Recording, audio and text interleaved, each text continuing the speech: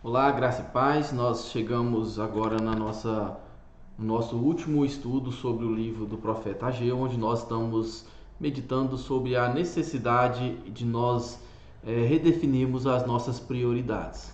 Para isso, eu quero convidar você a abrir a palavra do Senhor comigo no livro do profeta Ageu, capítulo 2. Nós vamos fazer a leitura do versículo 20 ao versículo 23.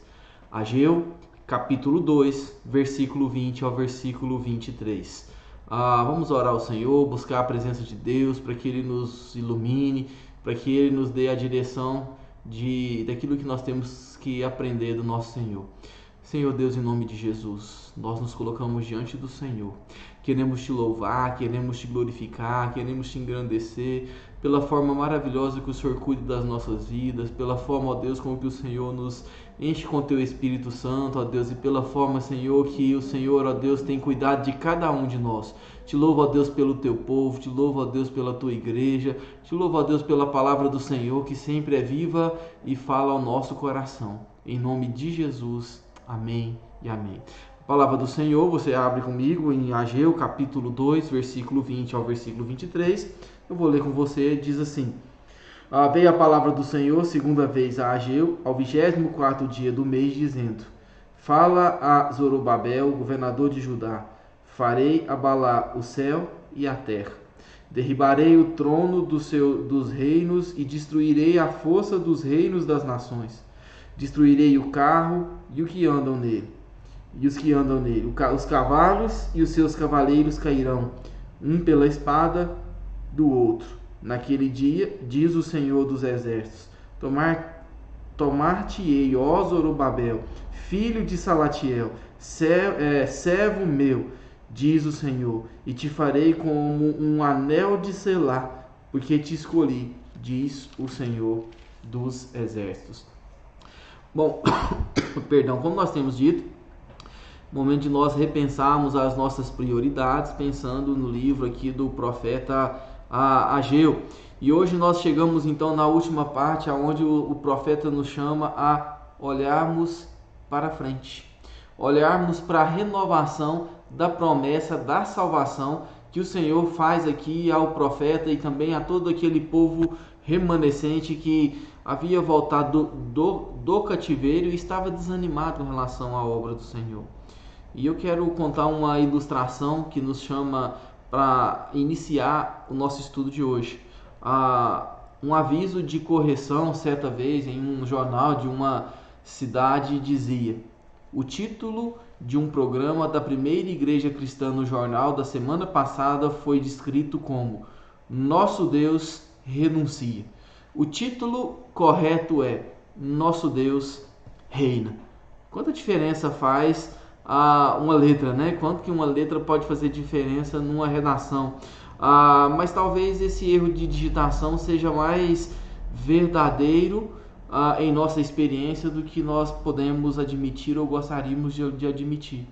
Muitos cristãos vivem como se Deus se Deus renunciasse, não como Ele realmente reina, não como Ele soberano de todo o universo como Ele é.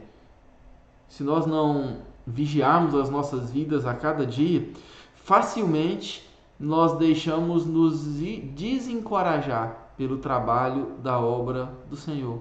Até porque quando a gente olha ao nosso redor, parece que o inimigo está vencendo. E apesar de toda a influência e recursos cristãos disponíveis, o mal aumentou numa proporção inimaginável nos últimos anos.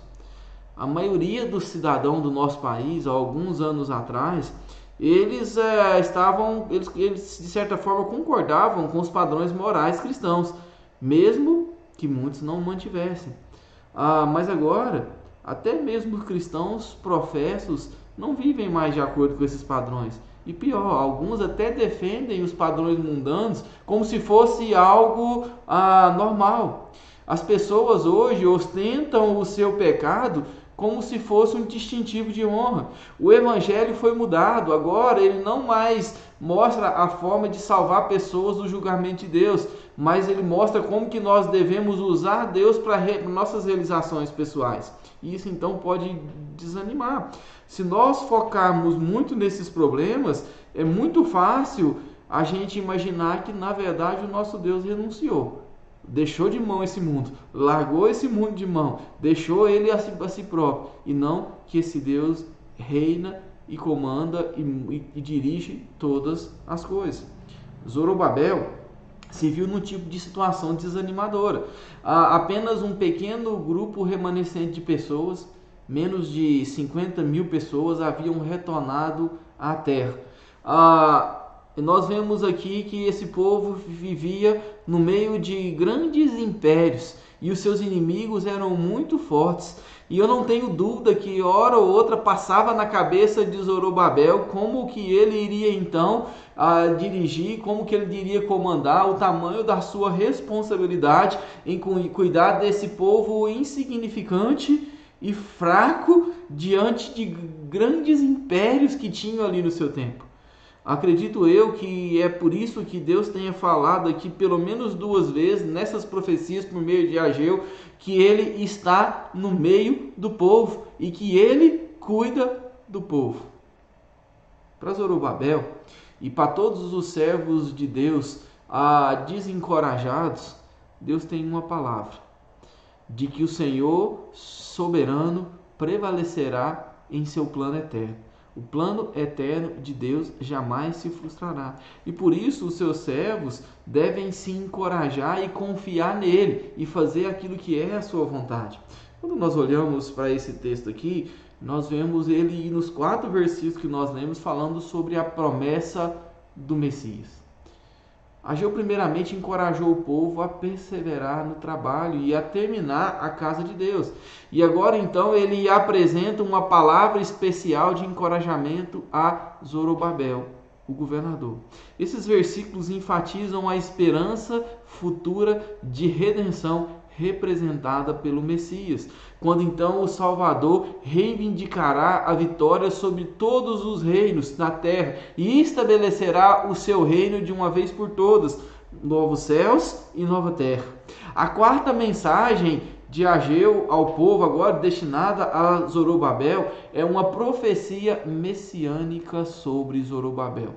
O texto no versículo 2, versículo 21, versículo 20, ele fala que a mensagem veio juntamente com a outra mensagem no dia 18 de dezembro daquele ano, mas no versículo 21 ele começa dizendo: fala a Zorobabel, governador de Judá.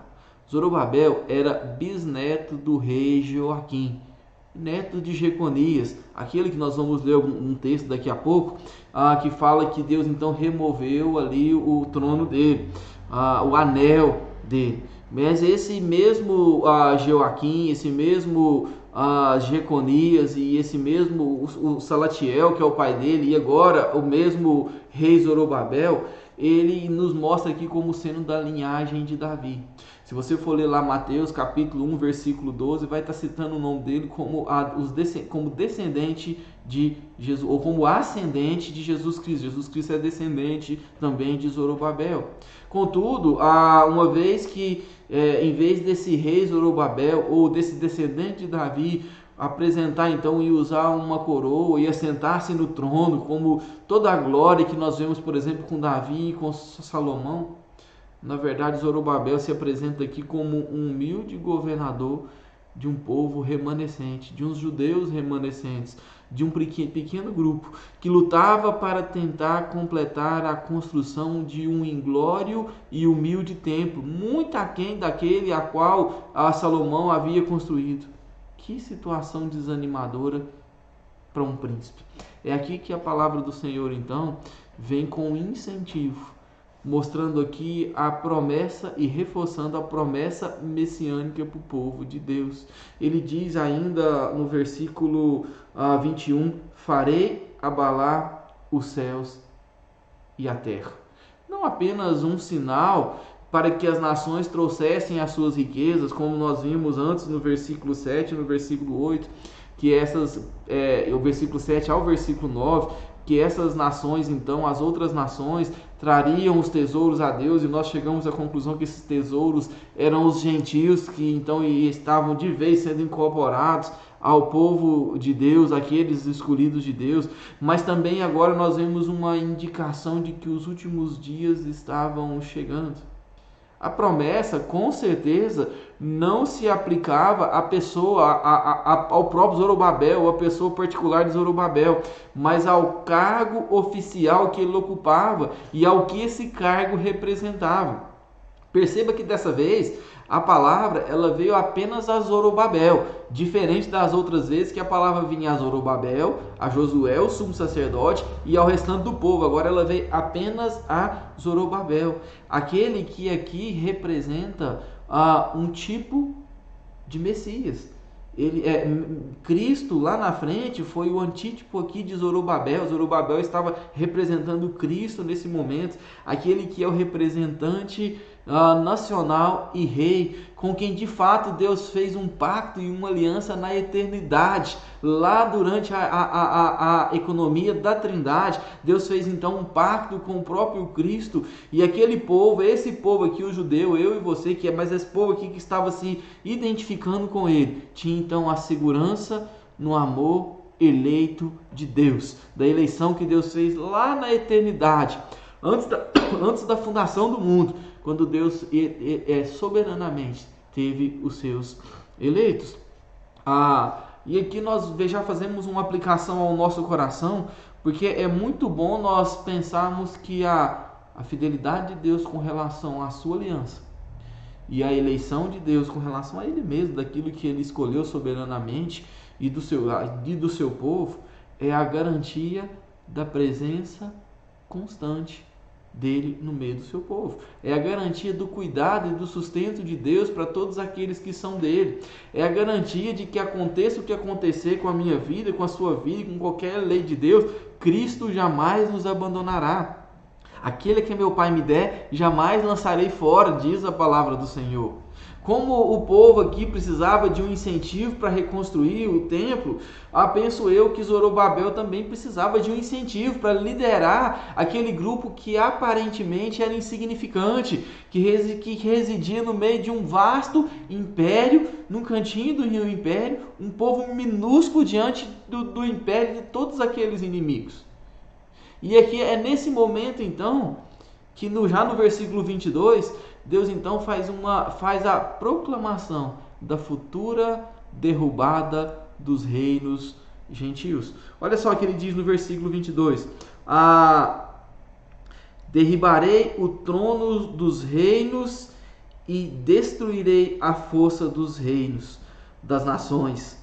Destruirei o carro e os que andam nele.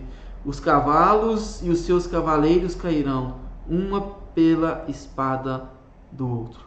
O fato de Judá ser pequeno e indefeso não fazia diferença, porque o que faz a diferença é o Deus o qual ele serve.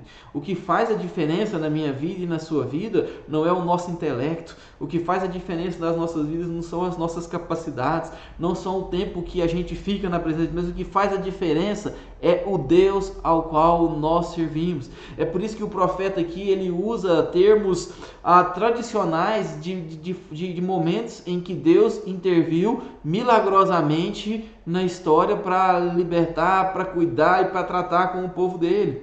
Ele lembra, por exemplo, de ações como no Egito, das pragas, do Mar Vermelho, quando Deus destruiu todos os cavaleiros e os cavalos e os carros dos egípcios. Ele lembra, por exemplo, de momentos em que Deus, para fazer justiça, destruiu, jogando fogo e enxofre sobre Sodoma e Gomorra, ou de momentos em que Deus lutou pelo seu povo, em que o povo nem precisou pegar na espada, porque Deus havia livrado o povo dele de maneira miraculosa. E Deus mostra então aqui, por meio do profeta, que não importa o tamanho do povo, que não importa o quão pequeno nós sejamos, que não importa o quão insignificante era aquele povo, mas o que importa é o Deus pelo qual eles servem.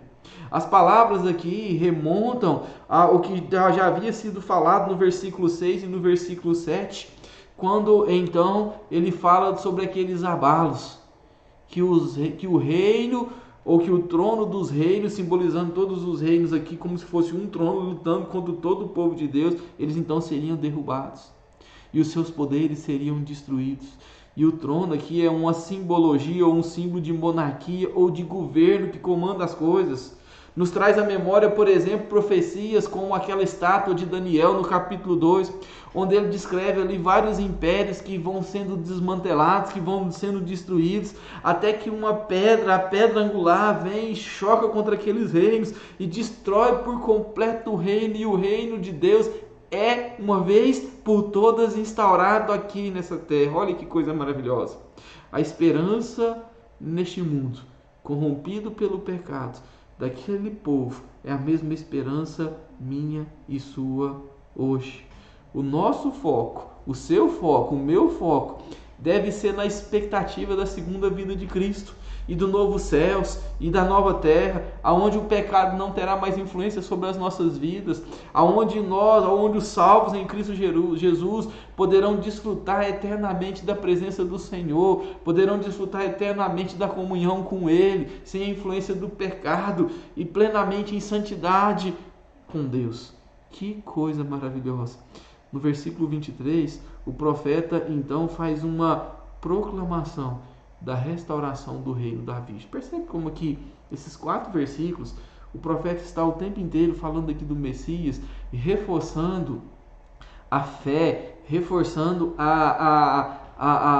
encorajando aqui no caso o Zorobabel, lembrando ele do Messias, lembrando ele que a promessa continua, e é isso que ele faz aqui também no versículo 23. Em primeiro lugar, o profeta reforça e mostra que a vida de Zorobabel é fruto da escolha divina. Pois, segundo o texto, naquele dia, diz o Senhor dos Exércitos: tomar-te-ei, ó Zorobabel, filho de Salatiel, meu servo, diz o Senhor.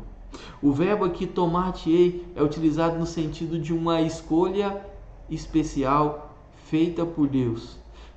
Uma escolha especial que chamou Zorobabel como um canal da linha davídica ou da linhagem davídica e, portanto, um representativo ou tipo do Messias. E ele mostra que isso não é pela vida de Zorobabel, mas pela eleição que Deus chamou. Olha que coisa maravilhosa. Deus chamou a minha vida, Deus chamou a sua vida, e isso não é por nossas ações, mas é por causa da sua soberana vontade. O que nós merecíamos de fato era o que toda a humanidade merece, o inferno, é a condenação, e Deus, por sua divina graça, nos chamou. E nesse sentido ele mostra aqui a linhagem, aqui mostrando que ele chamou Zorobabel. Em segundo lugar, ele usa o título meu servo, que frequentemente marcou o reino davídico. Você pode ler aí com calma alguns textos, por exemplo, de Isaías, que fala do os cânticos do servo, onde ele é chamado aqui de meu servo. Isaías 42, versículo 1 ao versículo 9, nos fala sobre isso. Isaías 49, versículo 1 ao versículo 13. Isaías 50, capítulo 4 ao versículo 11. Isaías 52, capítulo 3, versículo 3 ao versículo 53. Então, a gente vê aqui vários textos, por exemplo, de Isaías, onde esse termo meu servo é usado aplicando a Jesus Cristo. Nós temos também textos como 2 Samuel, capítulo 3, versículo 18, 1 Reis, capítulo 11, versículo 34, Ezequiel, capítulo 34, 23 e 24, Ezequiel 37, 24 e 25, todos esses textos sendo usados aqui a Jesus Cristo como o meu servo. E aqui Deus chama Zorobabel de meu servo.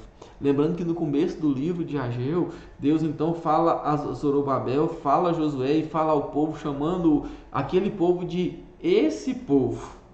Agora que o povo volta para o Senhor e ele anima o povo, e agora ele anima o servo dele, ele não só fala meu povo no texto anterior, como ele fala aqui o meu servo. Zacarias, que era contemporâneo aqui de Ageu, usa o título de ramo para se referir a Zorobabel como sendo da linhagem de Davi. Por último, nós vemos nesse versículo 23 aqui, ainda falando sobre o Messias, sobre a reversão da maldição. O final do versículo fala assim: e te farei como um anel de selar, porque te escolhi, diz o Senhor dos Exércitos. Esse anel era aquele que dava autoridade ao governador. Era aquele que, quando ele batia o selo dele, era irrevogável. Os irmãos lembrem da história de Esther, lá do rei Assuero, que ele colocou o anel dele e selou. Aquela lei era irrevogável, porque ele tinha autoridade. E Deus então fala aqui que Zorobabel é identificado como um anel de sinete, ou seja, aquele de selar. O símbolo de que a linha davídica ainda estava em vigor. A autoridade dele vinha de Deus. O poder que ele tinha para governar vinha de Deus. E isso aqui mostrava claramente que Deus estava revertendo a maldição lançada sobre um dos seus ascendentes, Conias, filho de Joaquim. Eu quero convidar você a ler esse texto comigo. Jeremias capítulo 22, versículo 24. Nós vemos ali que naquele texto, Jeremias 22, versículo 24, diz assim: Tão certo como eu vivo, diz o Senhor, ainda que Jeconias, filho de Joaquim, rei de Judá, fosse o anel do selo da minha mão direita, eu dali o arrancaria. Olha só que lá com Jeconias, Deus então arrancou o anel. E aqui com Zorobabel, Deus fala que ele seria o anel, que ele seria aquele que tinha então a autoridade, mostrando ali que aquela maldição em Conias, estava então revertida aqui em Zorobabel. E esse cumprimento então culminaria em Cristo Jesus, o filho de Davi, o descendente também de Zorobabel, em quem Zorobabel foi feito então um anel de sinete do Senhor. E Jesus Cristo então ressuscitou o reino do seu pai Davi, um reino que não terá fim. Mesmo que pareça oprimido, mesmo que pareça profundamente humilhado pelo tempo e pelos reinos de todas as nações que estavam ali em volta e que eram infinitamente mais fortes do que Jerusalém, o texto mostra que ele quebrará em pedaços todos esses reinos e destruirá e permanecerá para sempre, reinando no novo céus e na nova terra. Olha que coisa maravilhosa, que aplicação maravilhosa ao nosso coração. Em Jesus Cristo, a maldição foi revertida. A maldição do pecado que levou o homem a uma separação total de Deus foi totalmente revertida na cruz. Ao romper os aguilhões da morte, ele então nos deu vida, ele nos deu a sua vida e ele nos justificou diante de Deus, e ele reverteu a maldição que estava sobre as nossas vidas, de forma que a condenação que nós tínhamos foi revertida, e agora nós temos a justificação por meio de Cristo Jesus. Que coisa maravilhosa é isso que Deus está animando o povo de Israel, os judeus nesse momento. Tanto Zorobabel como o povo poderia olhar para essa promessa e dizer: podemos ficar firmes, podemos continuar trabalhando, porque o Messias virá.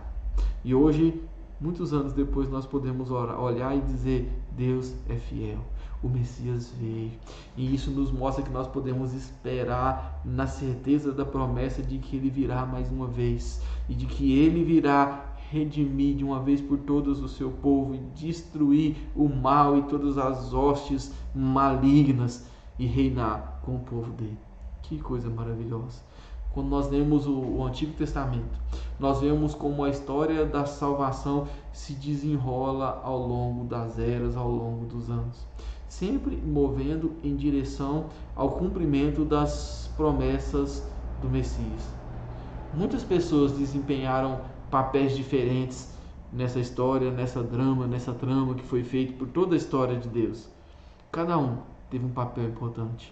Um deles foi Zorobabel. E nós não poderíamos deixar de concluir esse livro fazendo algumas aplicações no nosso coração, como bem sugeriu Wiersbe.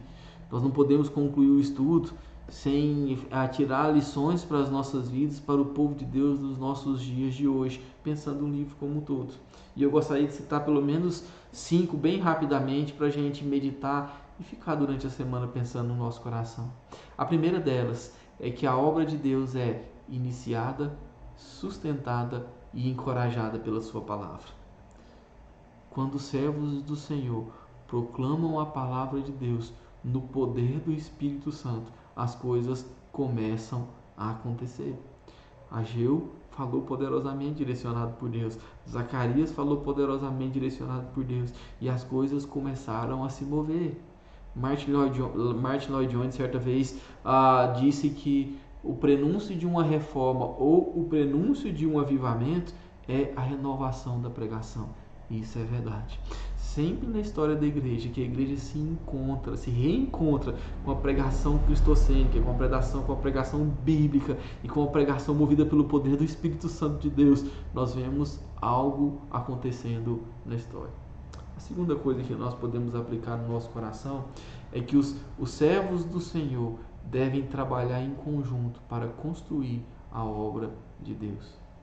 Na obra de Deus não existe cavaleiro solitário.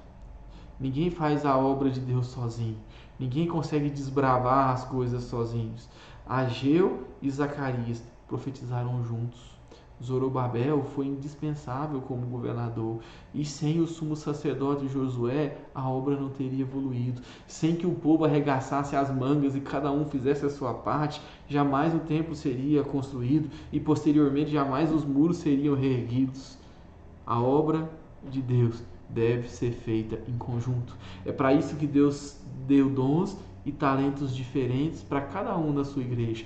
Todo mundo que é servo do Senhor tem os seus dons, tem os seus talentos para servir a Deus e para servir a seus irmãos e para trabalhar na construção do reino de Deus. Terceira coisa, quando as perspectivas são sombrias, nós precisamos olhar para o alto. Quando a gente não vê saída, quando nós olhamos para o horizonte e só vemos negridão, e só vemos dificuldades, só vemos lutas e não vemos saída, é momento de olhar para o alto. Como diz o autor de Hebreus, para o autor e consumador da nossa fé. Sem a promessa de Deus, nós não temos esperança nenhuma. Sem a palavra de Deus alimentando o nosso coração, não há para onde ir. Nós somos os mais miseráveis dos homens. O nosso trabalho hoje é parte da obra de Deus no futuro. E nós queremos fazer o melhor fiados na promessa do Senhor. Quarto lugar,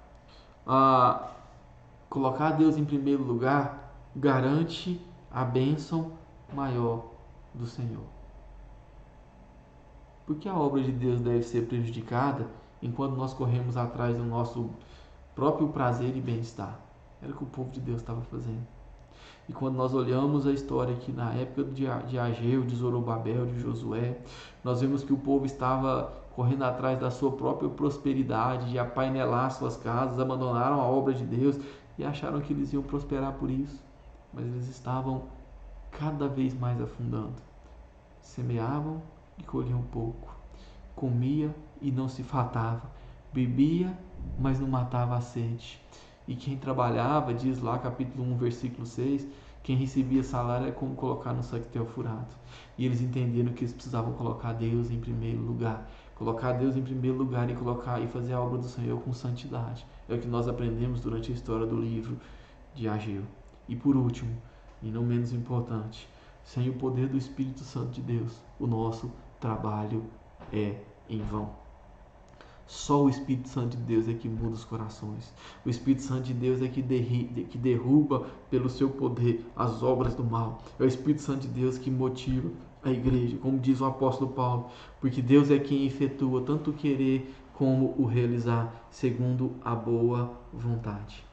Que Deus abençoe sua vida, que Deus guarde sua vida e que você possa, nesses dias, repensar as suas prioridades. Que você possa repensar a forma como você está servindo ao Senhor e se de fato Ele tem sido o primeiro na sua vida. Eu quero orar pela sua vida, quero orar pela nossa igreja, quero orar por aqueles que estão nos assistindo, para que nós possamos de fato ser servos valorosos diante de Deus, colocando o Senhor em primeiro lugar nas nossas vidas. Senhor Deus, em nome de Jesus, nós queremos pedir, ó Deus, a direção e o poder do Senhor. Sabemos, ó Deus, e reconhecemos que muitas vezes nós colocamos muitas outras prioridades em detrimento ao Senhor. E por isso, ó Deus, nós estamos aqui primeiramente para te pedir perdão. Para pedir, ó Deus, que o Senhor esteja nos perdoando e fazendo, ó Deus, com que a gente, de fato, tenha o Senhor como a prioridade das nossas vidas. Sabemos que nós temos muitas coisas para cuidar, mas sem o Senhor nós não conseguimos, ó Deus. Nos ajude, ó Deus, a sermos úteis na obra do Senhor. Nos dê, Senhor, a presença constante e poderosa do Teu Espírito Santo, para que aquilo, ó Deus, que nós estejamos trabalhando na Sua casa, ó Deus, dê frutos a 30, 60 e a 100 por um, porque nós sabemos que sem o Teu Espírito Santo nós não podemos fazer nada, que nós possamos ser cooperadores uns com os outros, e que nós possamos, ó Deus, entender que o Senhor, ó Deus, quer usar cada um de nós, em nome de Jesus, amém e amém. Que Deus abençoe ricamente sua vida, meu irmão e minha irmã.